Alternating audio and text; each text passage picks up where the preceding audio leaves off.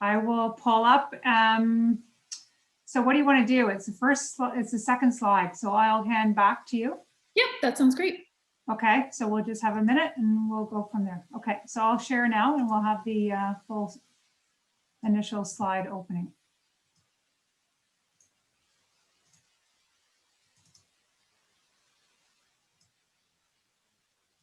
Okay. You're good? I'm good. Yep. Perfect. And you see the screen says welcome careers and pathways landscape horticulture? Yep, we see it. And we have Perfect. some attendees here. So welcome everyone. My name is Carolyn Davis. I work for Edge Factor. Welcome to the first trade show session of today. I have Sally here from Landscape Ontario, and she's got a wonderful presentation ready to share with you. So I'm just going to hand it over to Sally. Are we starting right now? Goodness, we're good to go. Wow. Hello, everybody. I can't see all of you, but how many do we have, Carolyn, today? So we're 8 and climbing. Perfect. Welcome, everybody. So Sally Harvey, I work with Landscape Ontario, but I've also had a landscape horticulture business for over 30 years. So I, at one point, was in high school like you guys and or after school and post-secondary and wondering what I was going to do with my life. And my original thought was I would go into phys ed teaching or physiotherapy because my father actually had a neurological disease. And I was his hands off. And then I learned a lot from my dad in terms of caring for the gardens around our home when I was growing up. I was one of 4 kids, but I seemed to be the only one that had that interest. So never in my wildest dreams did I think I'd be going into this profession. But when I was young and got my driver's license, I actually started a landscape lawn mowing business in a very wealthy area of Toronto, not where I lived. I would drive there every week and maintain lawns, 3 or 4 estate type lawns, pushing a bloody lawnmower on a property that today I would never even consider a lawnmower on. It was much more of a ride-on mower. Hired my siblings, which was probably one of the hardest things I've ever had to do, is manage effectiveness and efficiencies and accuracy and product quality with siblings and sibling rivalries that were at bay at all times. So anyway, long story short, I went on to university and quit before Christmas. Hated it. And a lot of it, I think, was to do with the fact my dad wasn't well. Our family had some interesting challenges going on. And I just thought this was not for me. And so I went back to college, took a break, worked for a bit in the interior landscaping sector and introduced myself to that. And then went back into college, got my confidence back, went to Seneca College, did a recreation parks operation diploma program. It was extremely easy for me because it was my passion and it was something that I loved. And so I finished that and went on to university, U of T, as well as Western, and did plant sciences and business and completed. And I've been in the industry since. We've raised a family of 4 daughters and continue to raise and have my business. And about 20 years ago, I started the Interior Landscape Sector Group for Landscape Ontario, which is a trade association. I'll tell you more about that in a minute. And became a leader, built my network, continued to build a network. And they offered me that I would become the director of workforce development. So today I own a landscape horticulture business. I have the privilege of working for the association and engaging workforce development strategies and attracting new people to our industry all the time. So it's really great to be here. I hope today is as interactive as we possibly can. I know it's a short time and this is really a speed presentation that we're going to kind of throw at you, but I hope that the dialogue can continue. And I do want to start with a quick video, and unfortunately because of technology, it's not working on my computer, but Carolyn has been good to offer to show it so you guys can hear it. So what I'd like to do is go into that next slide. And it's really, what do you want to do when you grow up? And I look at this every day and appreciate this presentation. I also want to figure out what I want to do when I grow up. So thanks to Rhode Island Landscape Association, they produced this in December and it's my favorite so far. You're all yours. Can everybody hear that? If you cannot hear it, you may have to press share sound under share screen. Carolyn, I cannot hear it. Okay, let's try this one more time. Sorry about that. That's okay. If you press on share screen, the green button, Yep. and then, yep, you may have to share that. Okay, let's try it this way. Here we go. What do you want to be when you grow up? It's a question that rings through every high school hallway and classroom, on college quads, in lecture halls, and beyond. What do you want to be when you grow up? And the answer, for everyone, is not the same.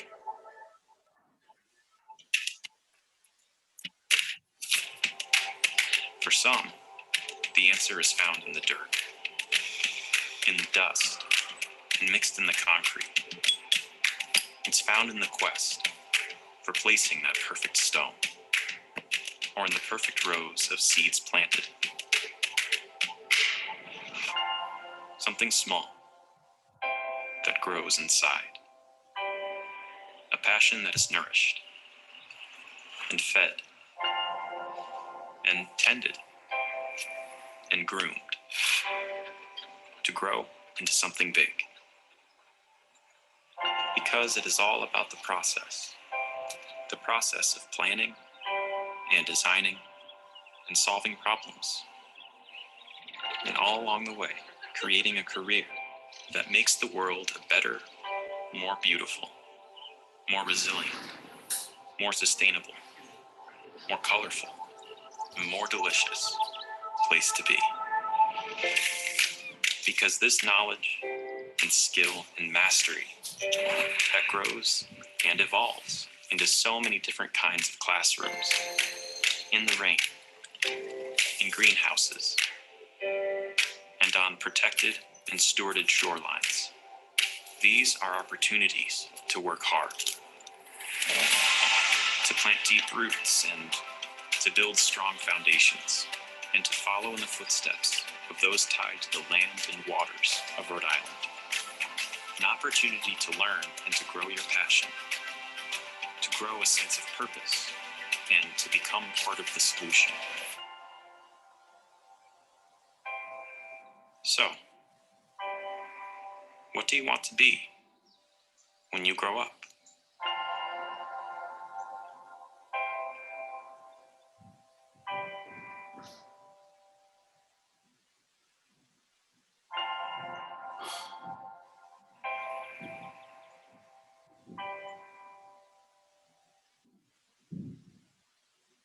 Thank you, Caroline. No problem. I'm going to stop sharing. And I'll What does everybody think about that?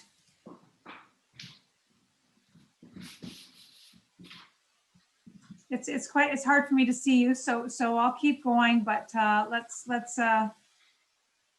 carry on with the discussion. I will continue to move our slides forward.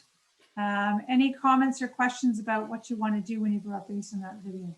It's one of my favorite, although it's specific to Rhode Island. Our partners down there gave us permission to share it. Doesn't matter what country, what province you're in, what part of the world you're in. It's a pretty profound industry that we have, and I have the privilege of being in every day and representing and acting, behaving and working in. So as I mentioned to you, I work for Landscape Ontario, and it's a voluntary trade association. My company is also a member of Landscape Ontario, and we have 2,600 member employers who employ over 80,000 full-time equivalent workers. We know we have a skilled labor gap, according to the Living Green Infrastructure report done by the Delphi Group last March, of about 80,000 between now and 2030. So 2021, we have 9 more years to fill these jobs, and we are definitely looking for young people who have a passion for the environment, horticulture, the land, and the outdoors to consider a career in our profession, and certainly agriculture. We are very connected and fall under the agriculture value chain when we speak to our government partners. So we are passionate about the land and creating environments that are conducive to better spaces for our communities. So as I mentioned, we're the largest voluntary trade association in Canada. We've been around for over 40 years, and we are structured across 9 geographical chapters in the province of Ontario And many of you in the Niagara region will fit under what we call the Golden Horseshoe chapter, which stems from Niagara through to Hamilton. And a very large chapter of our association and a lot of activity there. Any student that happens to join a program in our profession actually becomes a student member and is invited to chapter meetings and chapter events and all events conducted and offered by Landscape Ontario. We're also organized across 10 sectors in the value chain.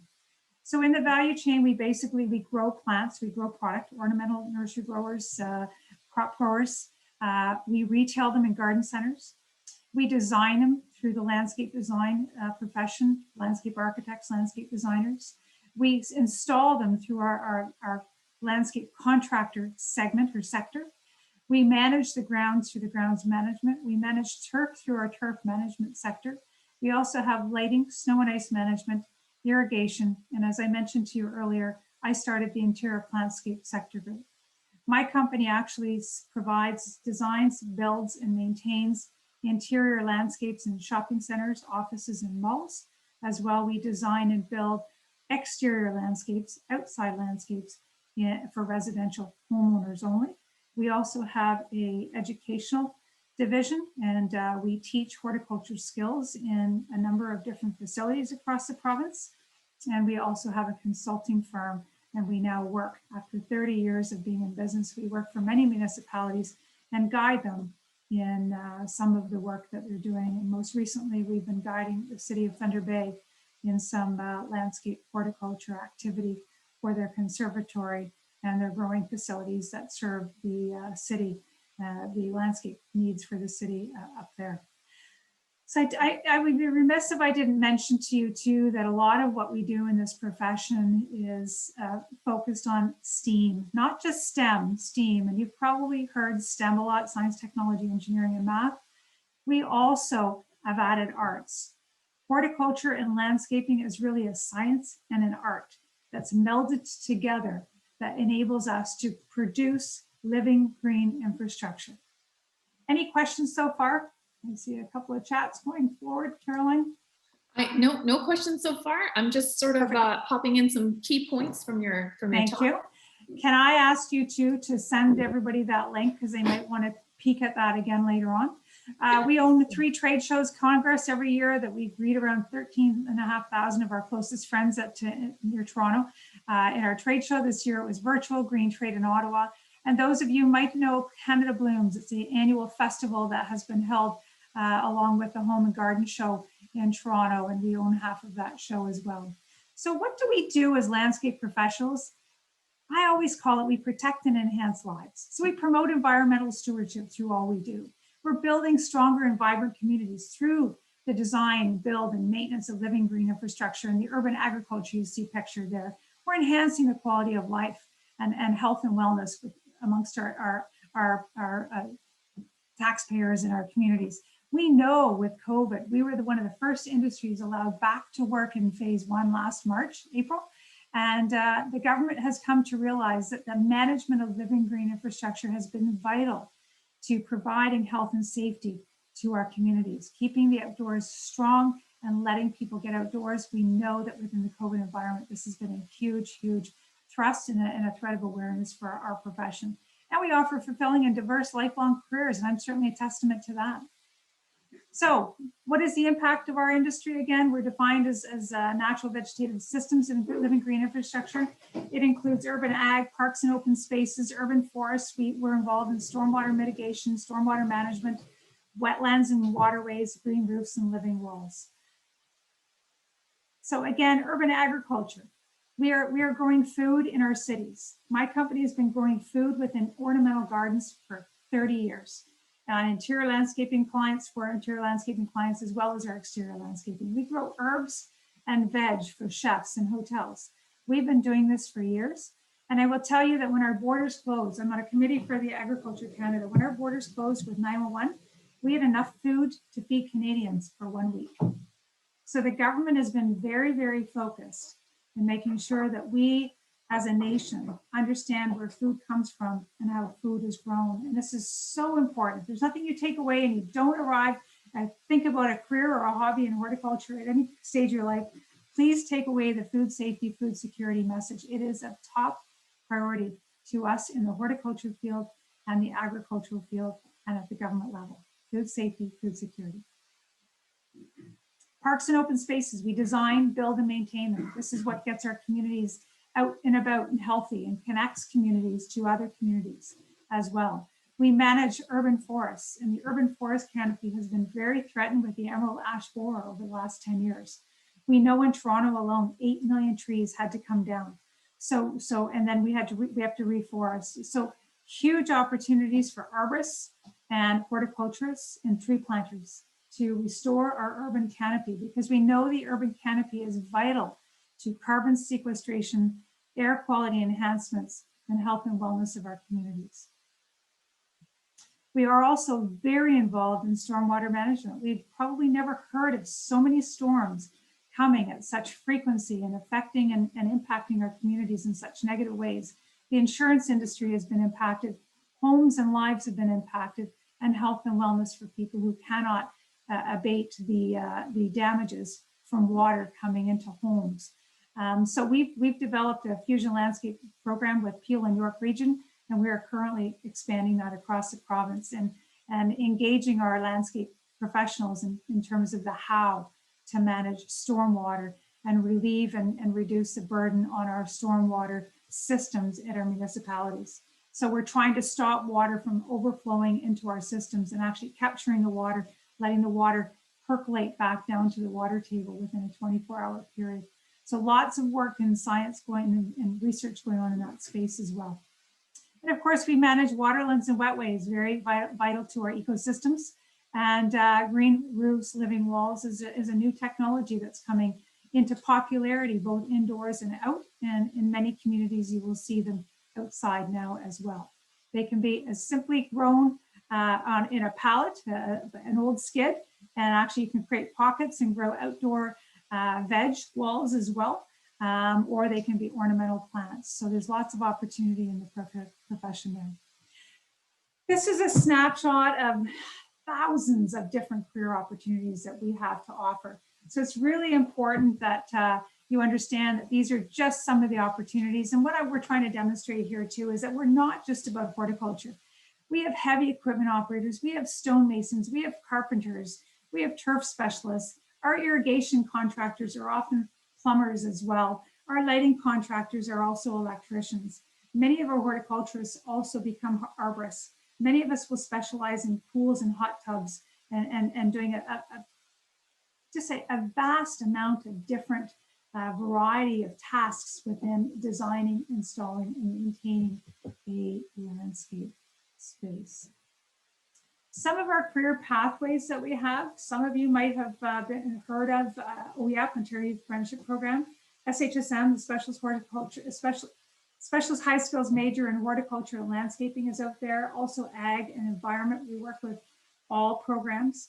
And there's the co-op opportunity, which I am a true fan of.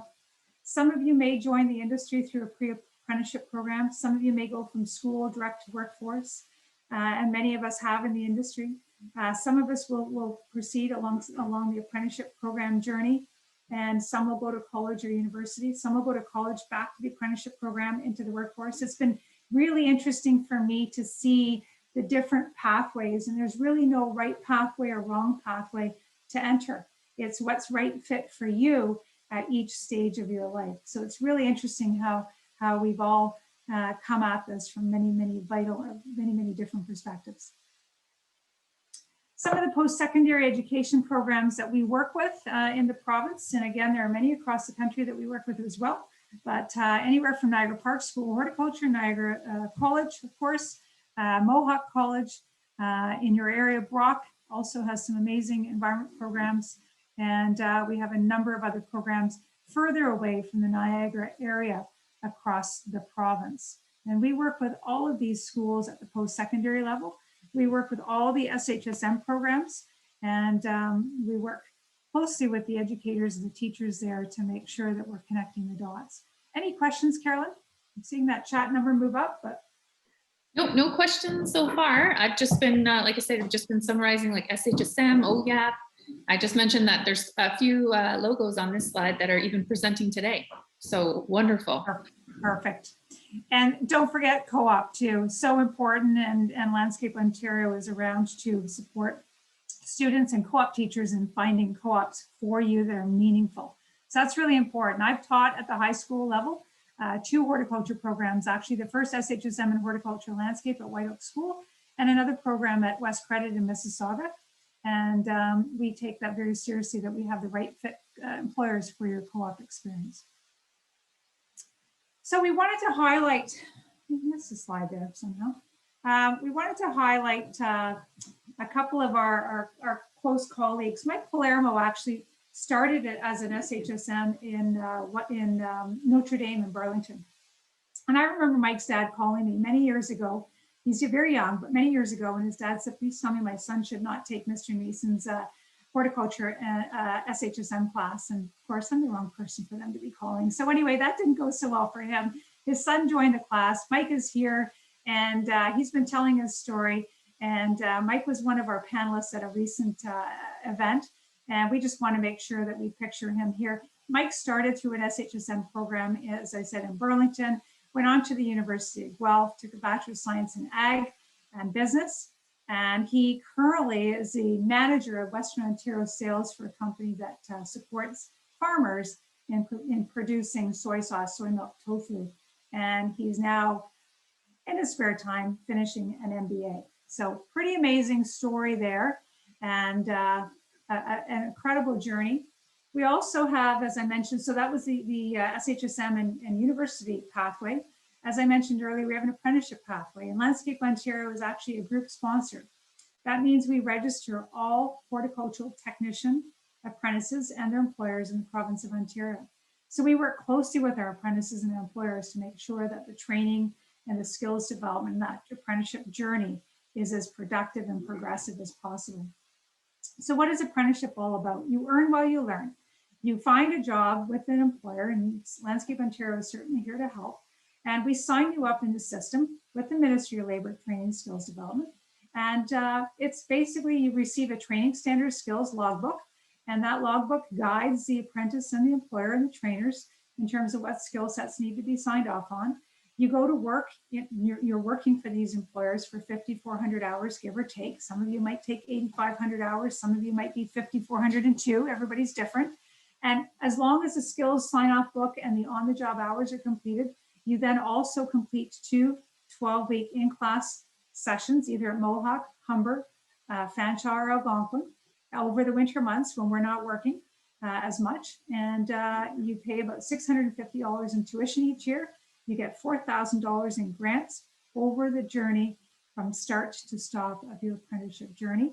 We are a Red Seal trade. So you take the horticultural technician apprenticeship program and you write the landscape horticulturist Red Seal journey person exam. And our numbers are growing here, and it is truly an amazing opportunity for many who may not want to go to college or have been to college and want to continue to accumulate credentials. So I think it's really important here too that there's not just sort of a one stop and you go here and that's it. In our minds, our journey in life is lifelong learning. So if you go to college and you still want to do apprenticeship, that's great. If you start with apprenticeship, still want to do college or university or something else, that's also great. Every which one of us will take a different path. And you heard me talk earlier. My path was very, very windy and convoluted at times, but it's been the network that supported me in that pathway. And there's really no right way or wrong way, is my point. Ninway also took the apprenticeship program. She finished the apprenticeship program after she graduated from the Niagara Parks School of Horticulture, right in the Niagara backyard. Probably the most pristine horticulture school in North America. And she went on to graduate from there with a diploma and wrote her Red Seal exam recently. And her dad, actually, she's spoken to us for a few times. Her dad is in the business, but she's decided not to go into the landscape business with her father, but go into public gardens. So she works at Castle Loma in Toronto, and she's a horticulturist there and continues to amaze me with her journey. Pre-employment programs. Landscape Ontario has been granted by the province of Ontario and the country, Canada, the federal government, in developing the new GROW program.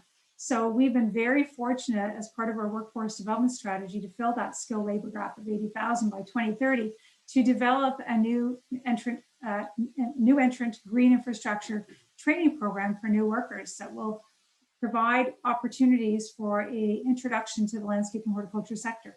It includes a 4-week training program.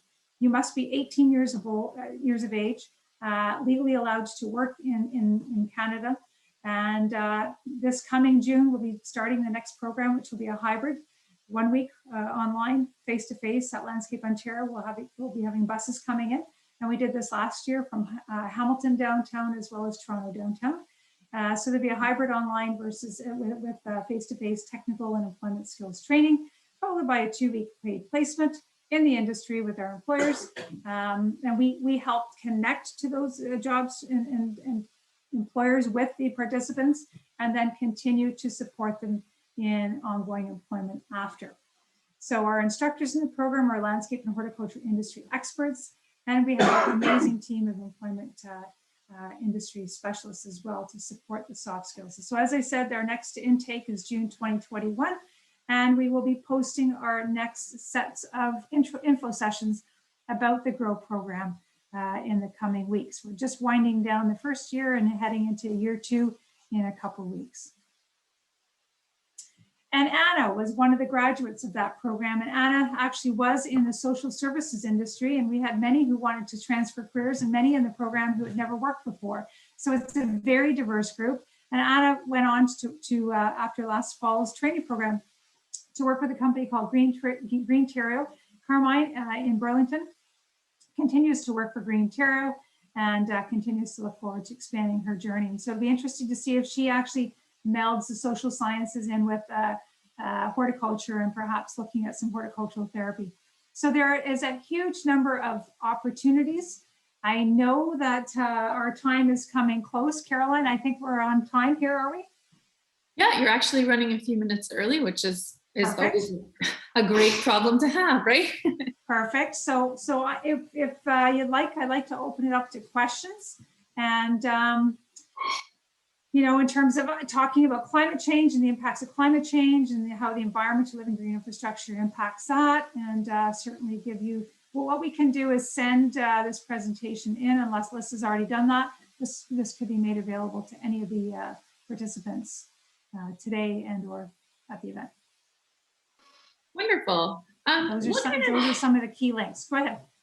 I was just wondering if you could give a little insight into some of the soft skills or transferable skills that you find are most effective to have.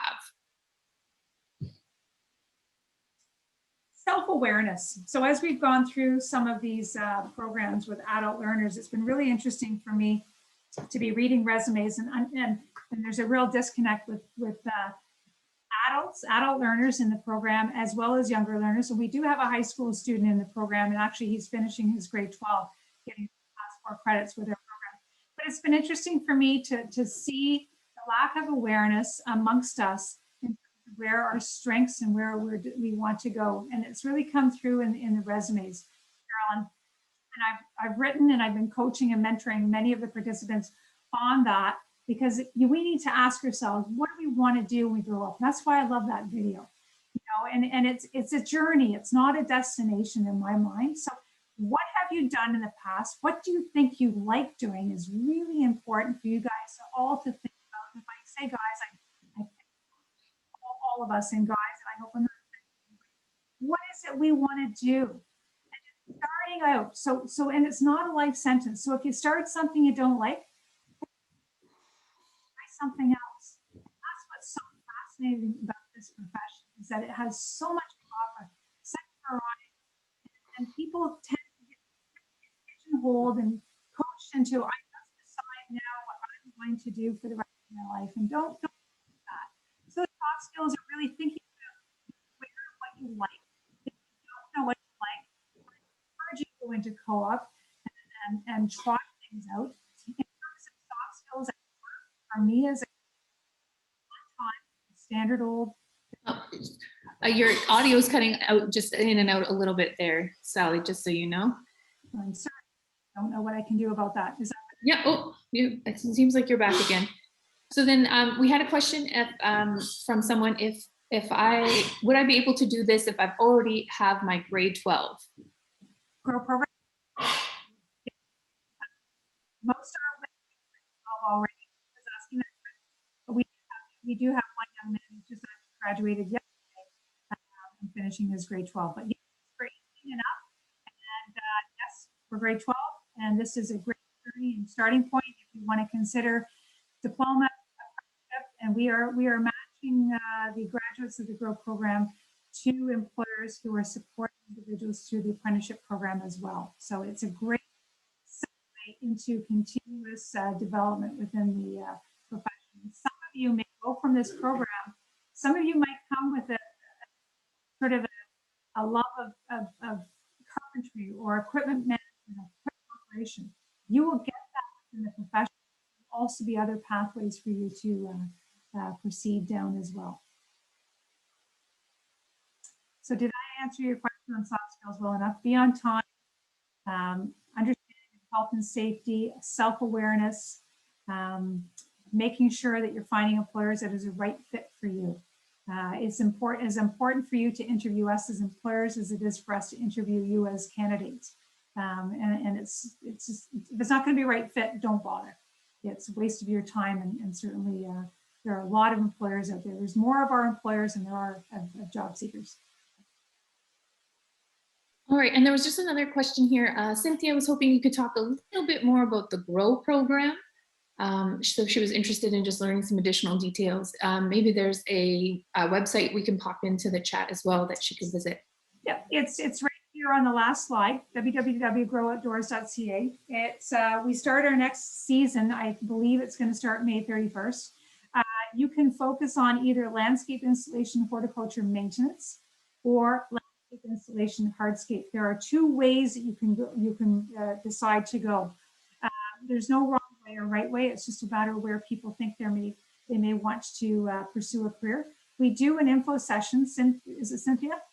We do an info session, and I would recommend that you register for an information session that's coming up in March, and we can walk you through that as well. And if you have any specific questions about the program, my email address is here on this last slide as well.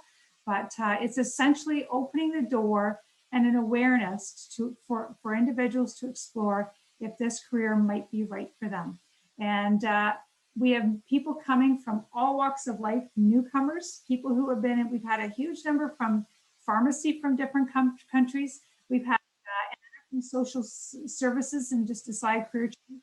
3 speech pathologists already, a lot from sales and marketing. So everybody is coming with a very, very diverse background of all ages. And so we are helping them translate those previous skills and their passions into a career in the landscape horticulture profession. Any other questions here? Is my time up, Carolyn, or so there is a few more minutes, but I don't have any additional questions. So I'm not sure if you have some additional things you want to wrap up with. I will just say that the buzzword for this session is champions. So when you're filling out the trade show information for your OK points, you want to make sure that you include the word champions on that form. okay.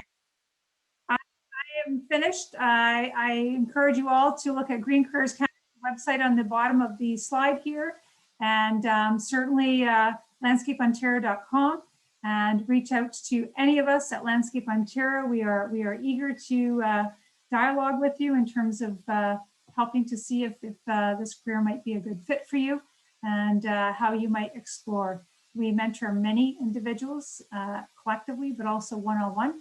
And this is a great entrepreneurial pathway as well for those of you who are looking at entrepreneurial opportunities. And the horticulture, food safety, food security connection is a significant one. And I will tell you that when COVID first happened last March, the ministry came to us because we couldn't get all of our workers out to fields and asked if the horticulture industry would go to the Niagara fruit belt and prune all of our trees for us, because there was a huge risk for us to lose our tree fruit crops. this past year. So it's hugely connected. And there is also, and I'm sure some of you are interested in cannabis. It is connected to the cannabis industry as well. We do not represent cannabis growers, but many of our students that go through apprenticeship and or diploma programs, degree programs do segue into the cannabis industry. It is a horticultural professional job. Wonderful. Some really amazing information. I love that piece about entrepreneurship. That's awesome. And I think those soft skills you listed are just so valuable to consider as well.